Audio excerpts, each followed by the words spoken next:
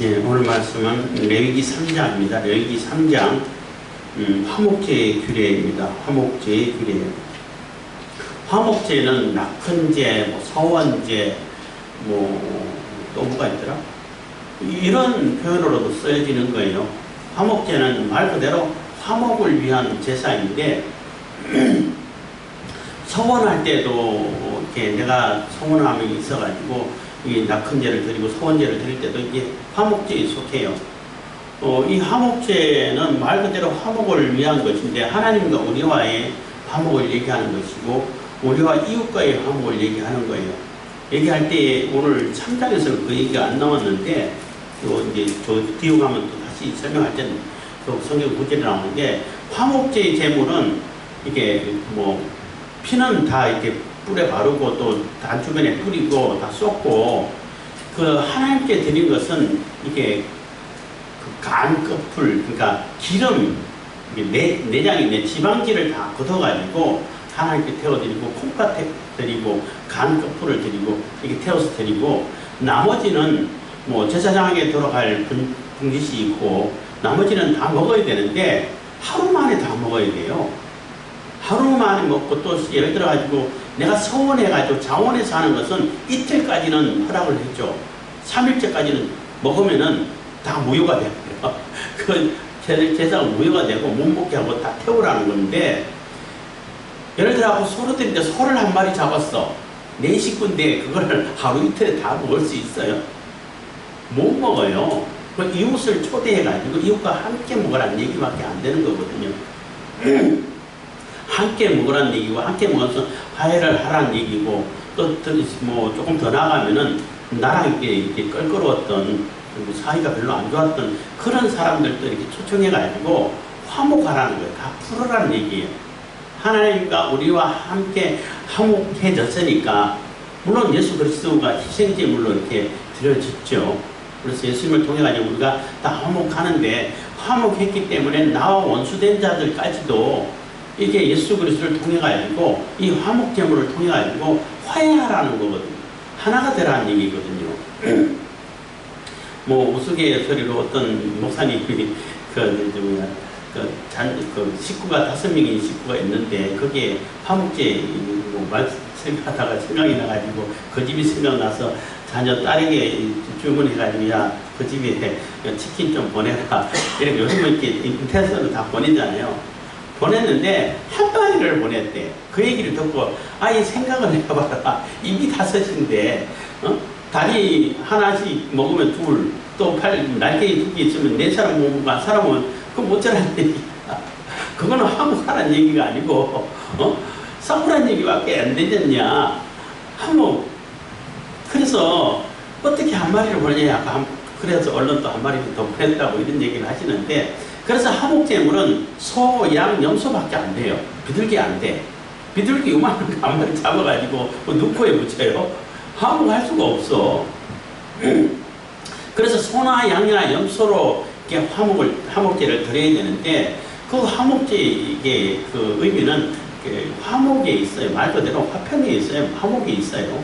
평화, 샬롬에 있다고. 그 예수 그리스도가 우리의 희생 제물로 되셔가지고 화목제로 이게 돌아가셨는데 화목제 본체 다 포함되지만은 교회가 화목제 예수님의 희생제 이걸 생각하면은 교회가 교회끼리 사이가 안 좋으면 안 돼. 오히려 더 좋아야 되는 거잖아요. 더 친밀하고 또 사도 바울이 우리 믿는 형제부터 먼저 생각하라고 먼저 챙기라고 이런 표현까지 썼는데 그런 분명까지 했는데 교회와 교회끼리 별로 사이가 안 좋은 경우들이 꽤 많이 들리는 것 같더라고요. 그게 정상적이지는 않다라고 생각할 수 있어요. 어쨌든 오늘 화목제인데 내용은 간단해요. 소, 염소, 그다음에 양, 새 종류밖에 안 되기 때문에 그러니까 제물만 다르지 그 순서라든지 그 의미는 다 똑같아요. 그래서 별로 어렵지 않을 것 같습니다. 그래서 1절입니다. 3장 1절 사람이 만일 화목제에 희생을 예물로 드리되 서로 드리려거든 수컷이나 암컷이나 흠없는 것으로 여호와 앞에 드릴지니. 그래서 수컷이나 암컷이나 흠이 없어야 돼. 일단 흠이 없는 것이라야 되고, 화목제물로 쓸 때 흠이 없는 걸로 해야지. 이것을 뭐 이렇게 줘도 흠 없는 걸로 줘야지. 그래서 제가 옛날부터 우리 시골에 부모님이 농사를 좀 지으실 때 뭐 채소밭을 갖고 오고 그러면은 싱싱할 때 바로 갖고 왔을 때 이웃집에는 다 나눠주라고 뭐 얘기를 많이 했어요. 근데 그 전에 저도 그런 경험을 많이 당하기도 했습니다만은 그런 습관이 있더라고. 우리 한국 사람인지 아니면 내 주변에 있는 사람은 그런지 모르겠지만은 이게 두고 있다가 이제 버리기는 아깝고 먹기는 좀 깨름직하고 그럴 때는 딴 사람 주더라고. 아니 그러면은 받는 사람도 찝찝하고 주는 사람도 뭐 개운치 않고 어쨌든 이게 자기도 못 먹을 거면은. 그러니까 그렇게 되기 전에 싱싱할 때 있을 때 좋을 때 나눠주면 나눠주는 분도 있고 받는 사람도 되게 좋아하고 다음에 나도 있으면 뭘 줘야겠다 이런 생각 갖는단 말이에요. 그래서 어차피 다 못 먹어.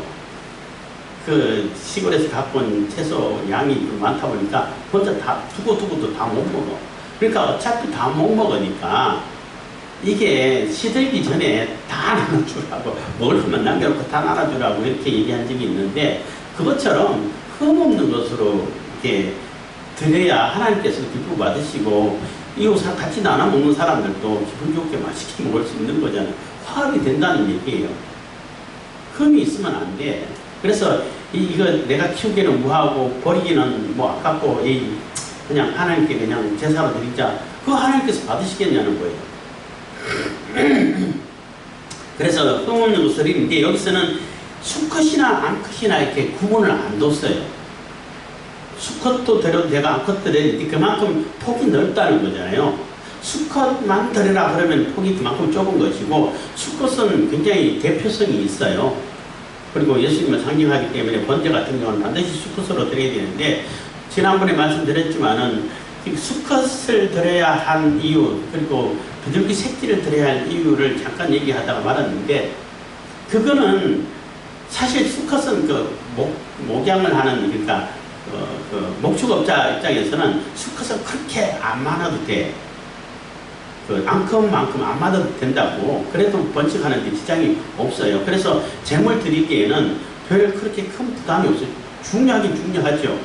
뭐 수컷이 있으면 고기도 그렇고 힘도 있고, 소 같은 경우는 힘으로 쓰잖아요. 힘을 많이 사용하는 게 좋은 거지만은 그래도 번식하는 데 있어가지고는 그렇게 안 많아도 돼. 그 얘기는 계속 이어지게끔 제사 드릴 수 있게 하라는 얘기예요. 그래서 예를 들어가지고 비둘기 키우는 사람이 큰 비둘기 잡아 제사를 드려버리면은 번식 못하면은 그거 하나로 한 번으로 끝나버린다고. 그렇잖아요. 그러면 안 되고, 그래서 집비둘기는 새끼로 드리라는 얘기는 계속 번제를 드릴 수 있도록, 이어갈 수 있도록, 끊어지지 않도록 하기 위해 가지고 새끼를 드리라는 얘기 하는 거예요. 산비둘기야 어차피 어쨌든 잡는 게 문제잖아요. 산비둘기는 잡는 게 제일 문제야. 수컷, 암컷, 새끼 가리지 말고 일단 잡히는 걸 드려야 될 수밖에 없잖아요. 그래서 산비둘기는 그냥 산비둘기고, 집비둘기는 내가 키우는 거기 때문에 번식해 가야 되기 때문에 새끼를 드리라는 거예요. 어쨌든 그래서 화목제 드릴 때는 조금 더 폭을 넓게 해가지고 암컷이든 수컷이든 암컷이든 이제 구분 없이 드릴 수 있다는 것입니다. 뭐 그게 굳이 의미를 부여하면은 뭐 남녀 성 가리지 않고 누구든지 화목해야 된다 뭐 이런 뭐 의미도 뭐 찾아볼 수 있다고 하는데 뭐 그렇습니다. 반드시는 아니지만은. 그래서 여호와 앞에 드릴지니 2절 그 예물의 머리에 안수하고 회막문에서 잡을 것이요, 아론의 자손 제사장들은 그 피를 제단 사면에 뿌릴 것이며. 그래서 그 예물의 머리에 안수하는 것도 마찬가지예요. 내 죄를 증거하는 것도 있고, 네가 이상해가지고 내 대신 네가 죽었어, 화목을 이루어줘 하는 그런 의미도 있어요. 그래서 누군가가 죽어서 희생해야만이 화목할 수 있는 그러한 상황이기 때문에, 그래서 예수님께서 희생제물로 돌아가셨다고도 표현하는 거예요. 물생제물, 번제물 다 이렇게 속죄제물 다 이렇게 포함되지만 속죄제물은 특이하게 그 내장 기름이라든지 그것만 하나님께 태우고 나머지는 다 진 밖에 가서 태우라고 그래요. 진 밖에 갔다는 얘기는 영문 밖이잖아. 예수님께서 이제 영문 밖 예루살렘 성 밖에서 골고다 언덕에서 체험당하셨어요. 십자가를 지셨다고. 그거를 의미하는 거예요. 속죄제는. 어쨌든 그래서 그 예물의 머리에 안수한다는 얘기는 죄를 증거한다는 얘기, 증가된다는 얘기예요. 내 죄가 다 너에게 가는 것이고 내가 죽어 희생해야 할 그 일을 네가 대신 희생하는 거야. 네가 죽어서 다 화목을 이루어줘 하는 그러한 의미로 안수를 하는 겁니다. 해망문에서 잡을 것이요. 해망문에서 잡으라는 얘기는 화목제를 이루기 위해 가지고 이 양을 잡잖아요. 집에서 잡아가지고 다 초청해서 불러도 화목하지 않나? 그래도 화목의 성격이, 잔치의 성격이 있을 수는 있겠지만 그건 잔치의 성격밖에 안 되고 하나님께 드려지는 것은 아니라는 거예요. 그래서 반드시 하나님 회막 앞에서 이렇게 예물을, 제물을 잡는 그곳이 있어요. 거기서 잡으라는 얘기예요. 그래서 반드시 이때는 성막이지만은 성전이 있을 때는 성전에 와서 잡아야 되는 거예요. 와서 잡아가지고 하나님께 드릴 거 하나님께 드리고 제사장 목숨 제사장에 띄워주고 나머지를 가지고 이웃과 나눠 먹게 되는데 그 성전 안에서 안 잡으면은 제사의 의미가 없어져 버려요. 그 효과가 없어져 버리는 거죠. 그래서 뭐 어떤 분이 교회에 마치고 가다가 이 6월절을 지키나요? 그래서 갑자기 그런 질문을 받아갖고 제대로 답을 못했는데 성경 제대로 읽으세요 이렇게 하고 보내버리긴 했는데 6월절 제대로 지키면은 그 사람들이 의미하는 6월절 그러면은 양 잡고 소 잡아야 되는데 아직도 양 잡으세요 비둘기 잡으세요 이렇게 물어봐야 되는데 그 못 물어봤지만은 근데 지금 양 잡으려고 해도 잡을 데가 없어요. 성전이 없거든. 예루살렘 성전 없어요 지금은. 거기에 이슬람 모스크가 서 있어요. 황금돔으로 해가지고 그 자리가 성전이 있던 자리야. 그래서 성전이 없어요. 그래서 제3성전을 세워야 된다 해갖고 시오니즘 해가지고 그거를 허물고 성전을 세우려고 하는 그런 운동이 펼쳐지지만은 못해요. 왜 못하냐면은 그거 허무는 순간 3차 대전이 일어나는 거예요. 이슬람 사람들이 다 전체로 일어나가지고 전쟁할 텐데 그거 할 수가 있어요? 못하죠. 그래서 하나님께서는 그 터마저 없애버린 이유가 있어요. 그래서 제3성전은 건물로 보이는 성전이 아니고 교회가 제3성전이에요, 사실은. 그렇지만 교회를 허물어질 때가 온다고. 요한계시록 보다 보면 두 증인이 죽게 되잖아요. 결국은 싸우다 결국은 죽게 되는데 증거를 다 마치고 할 일을 다 하고 사명을 다 마무리한 다음에 죽게 된다고. 그때 뭐 허물어진다고 볼 수 있죠. 해체된다고 볼 수 있죠. 뭐 이제는 교회는 눈에 보이는 것, 그러니까 건물이 아니기 때문에 해체된다고 볼 수 있는데 바벨론이 제1성전 솔로몬 성전을 헐어버렸죠. 로마가 스룹바벨 성전, 그렇게 헤롯이 이제 증축했던 그 성전을 헐어버렸죠. 제2성전이라고 해요. 제3성전인 교회는 아마 세계 제국, 세계 정부가 세워지고 그 세계 권력자가 아마 교회까지 허물지 않을까, 해체할 것 같다. 이렇게 이제 요한계시록 하면서, 강의하면서 이렇게 얘기를 했는데, 무슨 얘기 하다가 너무 멀리 나오는 거예요. 그래서 교회 회막 안에서, 교회 성전 안에서 잡아야 그게 화목제의 효력이 발생하는 거예요. 그 이후로는 그 전에 집에서 잡는 거는 그냥 잔치야. 제사가 아니에요. 그럼 지금은 없으니까 회당 제사 우리가 예배하는 것처럼 말씀 읽고 말씀 기도하고 그래요. 그리고 지금까지도 양 잡고 소 잡고 하는 제사 형태를 그대로 유지하는 곳이 있다. 우리 사마리아 사마리아 거기 있다고 했는데 거기에 가면은 그런 모습을 좀 볼 수 있다고 얘기를 하긴 하더라고요. 그래서 정확한 건 제가 안 가봐서 잘 모르겠는데 어쨌든 회막 앞에서 잡아야 돼. 성전에서 하나님 앞에서 잡아야 돼. 그러니까 하나님 앞에 드려져야 된다는 얘기예요. 하나님께 드려져야 화목제가 된다는 얘기예요. 하나님께 드려지지 않으면 화목제가 아니고 그냥 잔치가 되겠죠. 사람들의 뭐 잔치도 하나님께 기도하고 하나님께 먼저 드리고 잔치하는 것은 좋겠지만은 그런 의미가 있다는 것입니다. 그래서 해막에서 해막 앞에서 잡는 것이 매우 중요하다는 것입니다. 몇 절이었죠? 그 예물의 물이 안수하고 해막문에서 잡을 것이, 해막문이라는 얘기는 지성소, 성소 그 바깥에 있는 그 이게 울타리 안에 번제단 오른쪽 들어가는 방향에서 번제단 오른쪽이 해막문 앞이라는 것입니다. 거기서 잡을 것이고, 아론의 자손 제사장들은 그 피를 제단 사면에 뿌릴 것이며, 피는 다 제단에 뿔에 바르고 다 옆에 이렇게 뿌려야 되는 거예요. 피는 먹으면 안 돼요.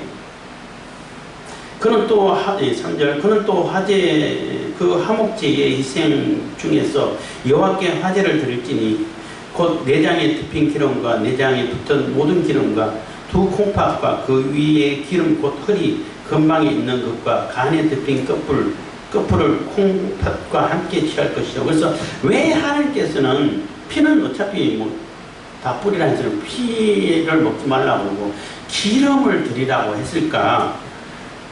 한가에 조금 해석이 구분할 때도 있는데, 기름은 사실 뭐 별로 사람들에게 유익되지 못한다 해서 그냥 태우라 그런다. 태우는 냄새가 고소하니까. 그럼 하나님께는 그냥 사람이 못 먹는 것만 드려야 되냐? 이렇게 반론을 제기하고 의미가 또 구별하긴 해요. 그리고 반드시 동물 기름이 사람이 해롭다고 말할 수 없다. 또 이렇게 또 반론을 제기하기도 하고 해서 그거는 아니고, 사람에게 해롭냐 이롭냐가 아니고 이거는 상징으로 봐야 되는 거예요. 피는 뭘 상징하냐면 생명을 상징하잖아요. 생명의 주인은 하나님이시라는 거예요. 그래서 너희들은 피를 먹지 말라는 얘기는 사람들에게 피가 증거되고 피를 그러니까 생명을 좌지우지해서는 안 된다는 거예요. 사람이 마음대로 생명을 죽이고 살리고 해서 물론 뭐 병들어 있는 사람 치료해서 살린 건 살리지만은 그 그러니까 청사여탈권을 가지고 있으면 안 된다는 거예요. 하나님께 있다는 거예요. 그래서 생명은 하나님께 드린 것이고, 죄는 피로 갚아야 돼, 생명으로 갚아야 되기 때문에 피를 해서 하나님께 그 죄값을 갚으시는 거예요. 어떤 다른 존재에 갖는 게 아니라. 그래서 생명을 의미하기 때문에, 상징하기 때문에 피는 다 제단에 쏟아야 되는 것이고, 그리고 기름은 뭐냐? 기름은 성경에서는, 성경뿐만 아니라 다른 데서도 기름지다 그러면 굉장히 좋다는 얘기잖아요. 기름진 땅 하면 굉장히 좋은 땅을 얘기하는 거잖아요. 기름은 최고 좋은 것을 얘기하는 거예요. 좋은 것, 가장 좋은 것, 가장 소중한 것, 뭐 이런 의미로 주로 성경에서 많이 쓰였어요. 뭐 기름지다 한다든지, 뭐 기름이 뭐 쌓였다든지 이럴 때 좋은 걸 얘기하는 거예요. 풍족한 거, 뭐 이런 걸 얘기하는데, 그건 제일 좋은 것을 하나님께 먼저 드리라는 거예요. 우리가 화목제로 나누지만은 그 중에서도 가장 먼저 가장 좋은 것을 하나님께 먼저 드리고, 그리고 우리 인간과 인간 사이에, 이웃과 이웃 사이에 화목을 빼라는 거예요. 화목을 이루라는 거예요. 평화를 이루고 샬롬을 이루라는 겁니다.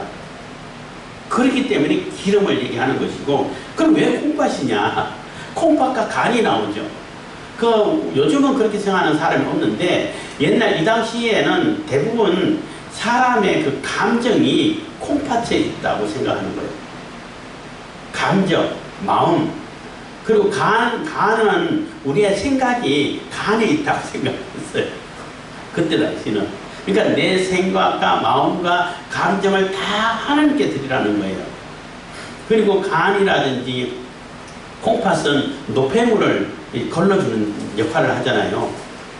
역할을 하고, 간은 모든 그 식물을 해독해주고 이게 해독시켜주는 그런 역할을 하는 게 간이라고. 간이 나쁘면은 간이 제대로 역할 안 하면 뚱뚱 붓죠. 콩팥도 마찬가지예요. 콩팥이 제대로 걸러서 노폐물을 다 걸러가지고 이렇게 배출을 시켜버려야 되는데, 그걸 못하면은 막 사람 뚱뚱 붓고 그래요. 그래서 노폐물은 죄를 상징한다고 해가지고 죄를 다 걸러서 또 독을 다 해독시켜가지고 그 깨끗한 것을 하나님께 드릴 수 있도록 그 걸러는 그 역할을 하는 것이 뭐 간이고 콩팥이다 이렇게 해석하는 분들도 있어요. 뭐 그런 의미도 충분히 있죠.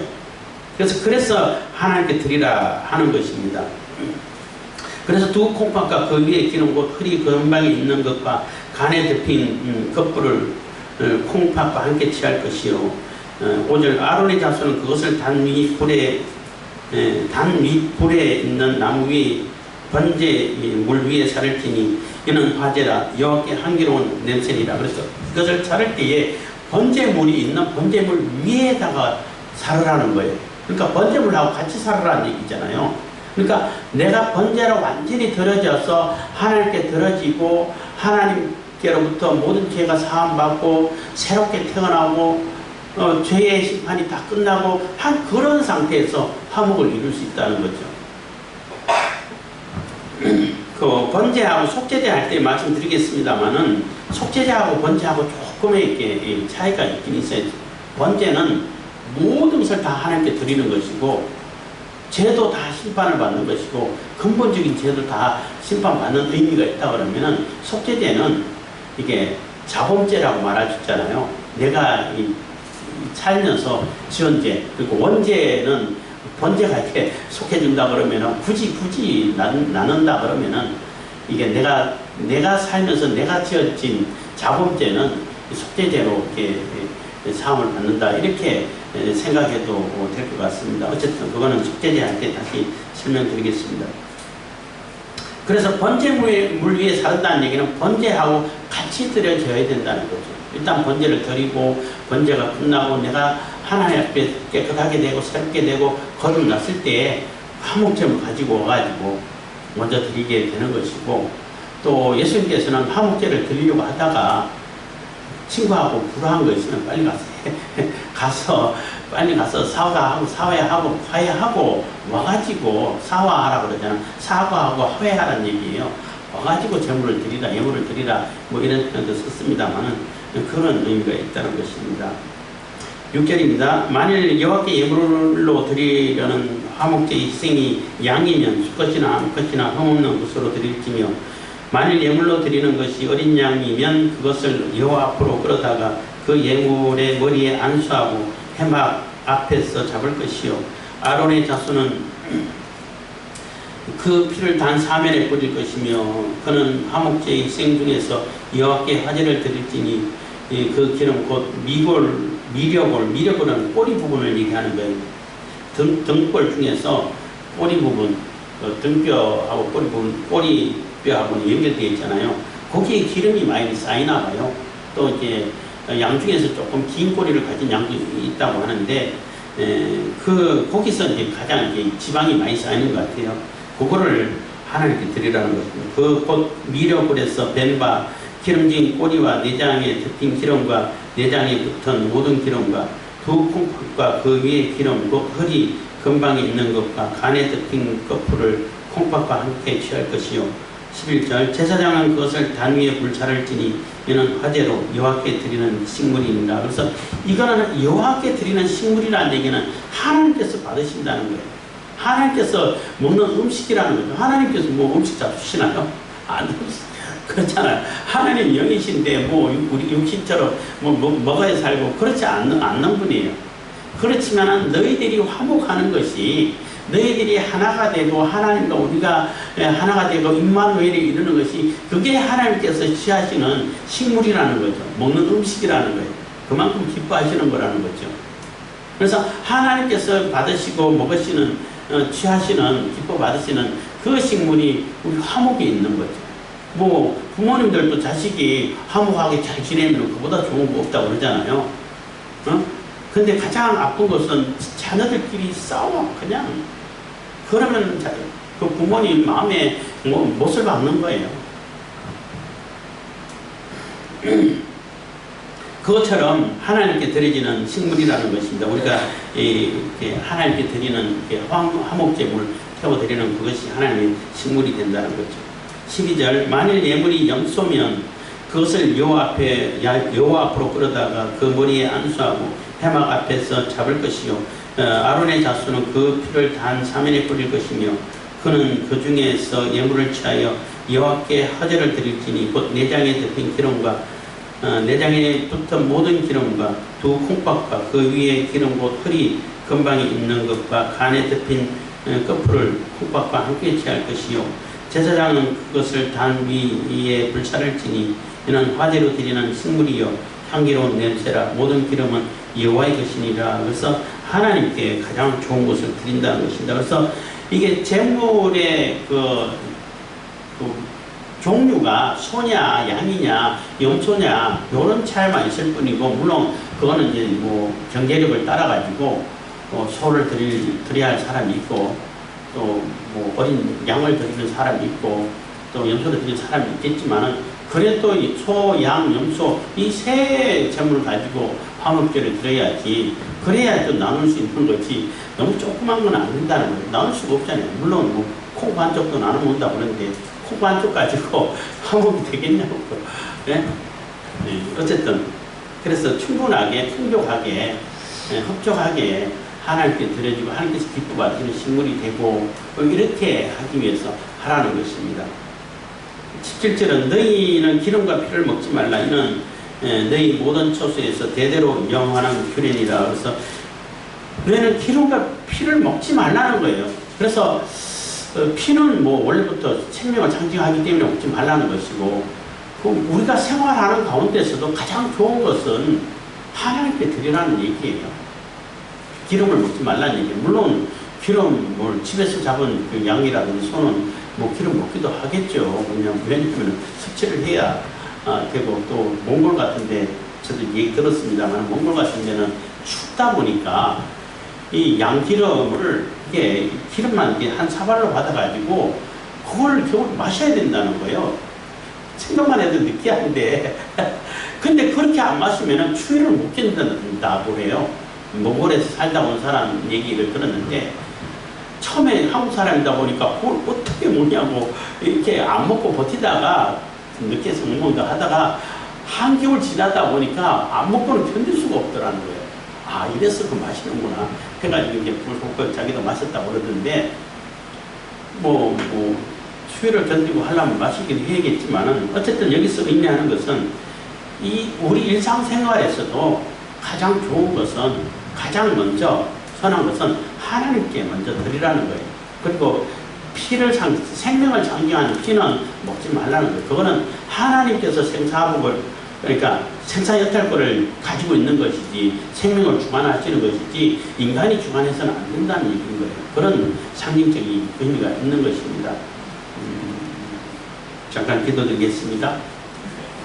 사랑해 주시는 감사합니다. 이 시간에 은혜와 권리